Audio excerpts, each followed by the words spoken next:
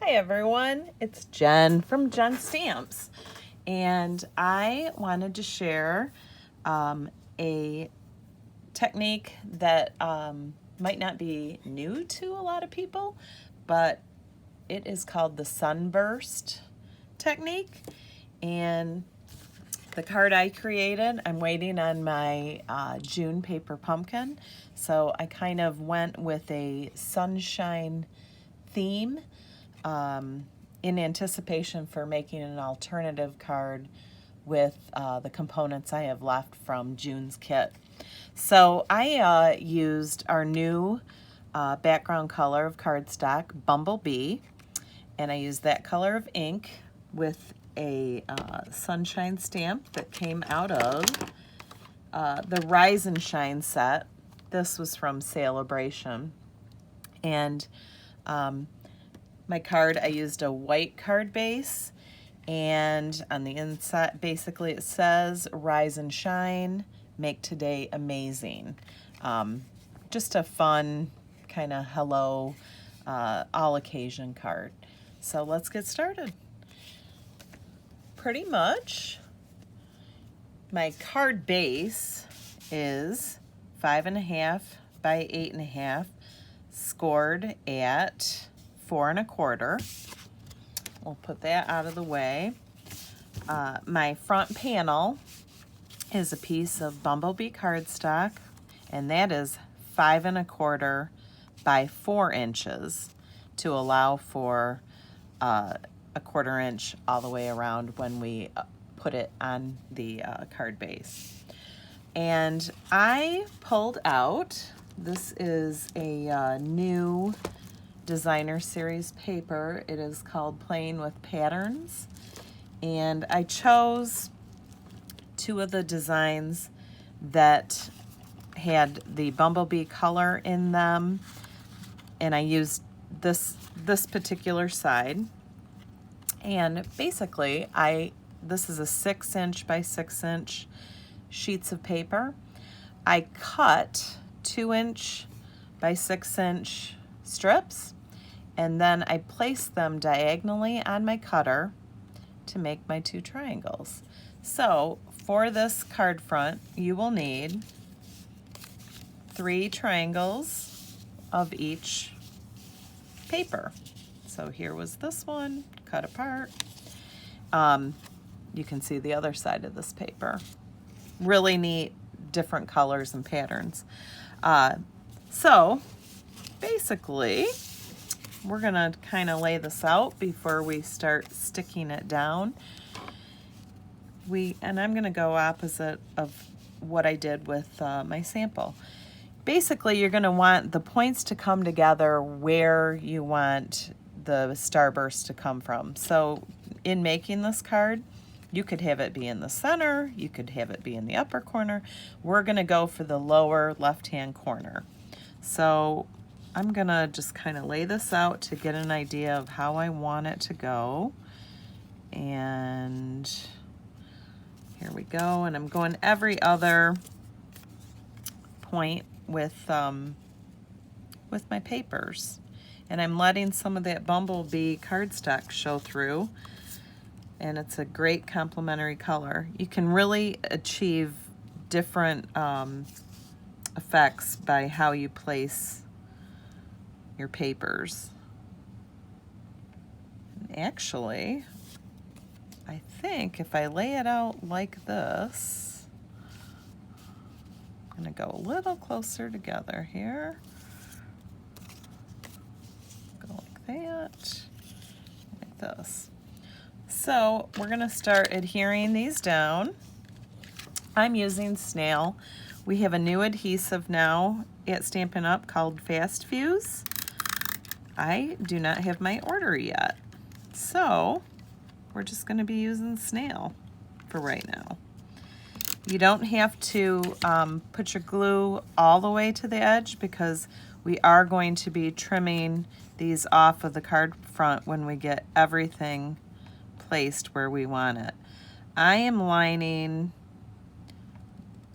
the straight side of this up with the bottom of the card base.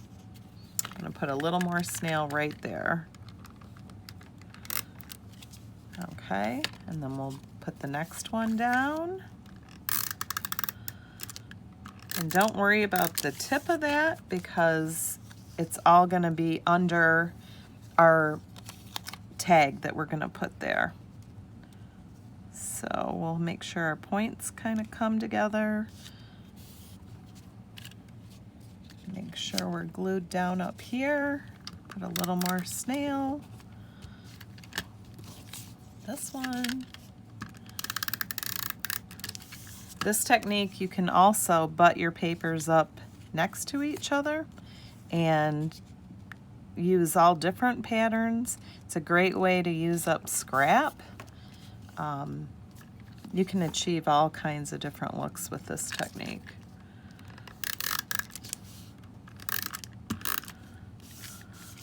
Okay, here we go.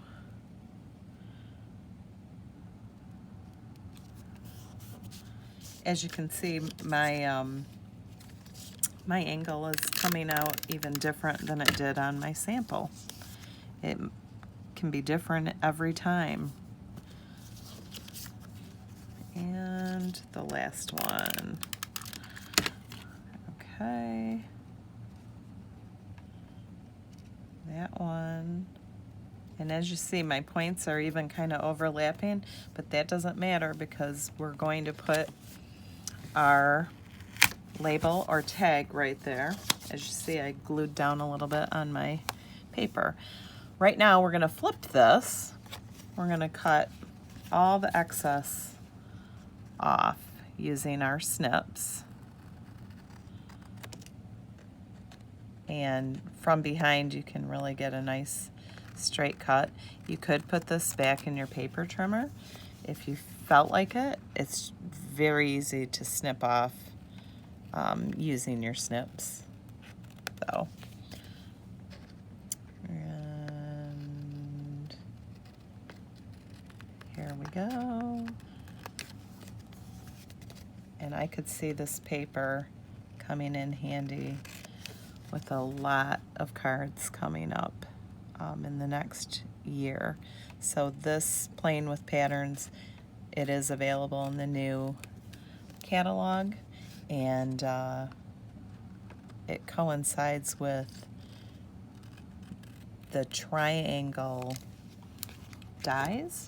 But here you can see what we have. I'll get our scraps out of there. So that's what we have so far. Next, we're going to stamp our sentiment, and we're just using Whisper White. And we're going to use, again, from the Rise and Shine set, I have the Bumblebee. That's our new in color in the annual catalog.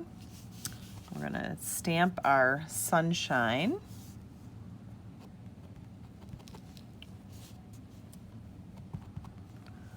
Get that on our scrap of Whisper White. And I'm going to do the Rise and Shine sentiment with Poppy Parade.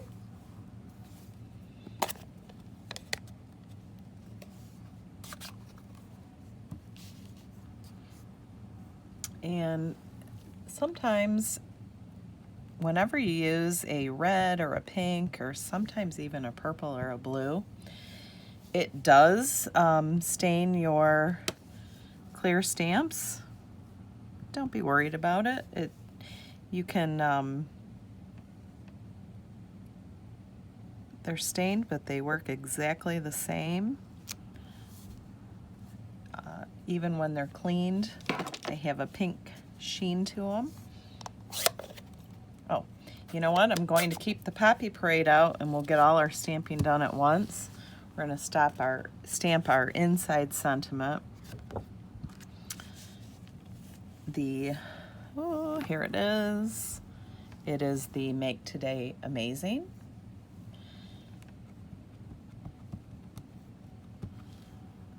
And And I'm putting that in the upper left corner.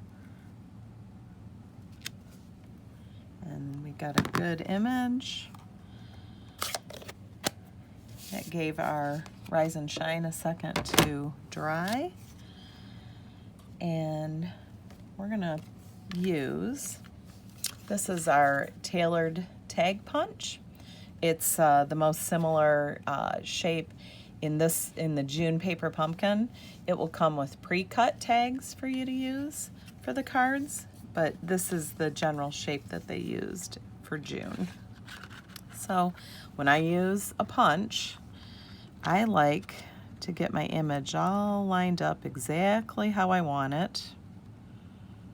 And I press down just enough to hold the paper, and then I punch the image out. And there's our punched image. And before we do all our assembly, there it fits really nicely right over where all our points come together. One other thing I want to do before we start assembling, the sequins that I applied for just some bling on here, I customized those by using our Stampin' Blend markers to make them match my paper a little better. I didn't have a Poppy Parade Stampin' Blend, but I had a, I believe this is Cherry Cobbler Light, and I had a Daffodil Delight, and when I colored the sequins, they really match the paper. So we're gonna color a couple sequins so we have them for our embellishment and they have a chance to dry before I apply them. So these were from the annual catalog last year, had a few left.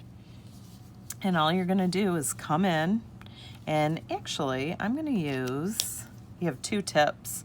I'm gonna use the painting tip, and I'm just going in and applying just a little bit of ink to that. And I think I'll do a couple of red. I'll let that dry, and make sure you put your caps on nice and tight so your markers don't dry out. We'll do this one with the Daffodil Delight. Let's do a couple. We'll give those a chance to dry.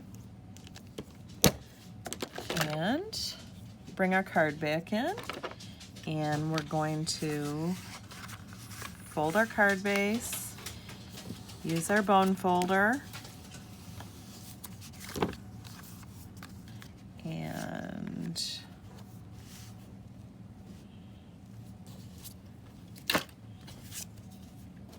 this is Whisper White Thick. I like to put my card panels together using Tombow glue. Just a nice thin bead of glue.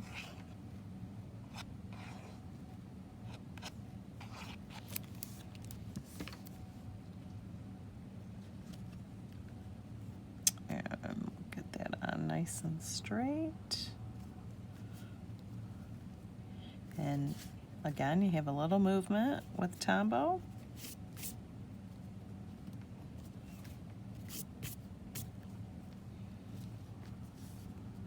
I am excited to use the Fast Fuse. It seems a little more repositionable first few seconds after you apply it, and then it's permanent. Okay, now I'm having a hard time finding my, oh, here it is, my tailored tag, and we're gonna pop that up with dimensionals. So, get one there. And you probably don't need 4, but I don't like it to collapse, so I use quite a few dimensionals.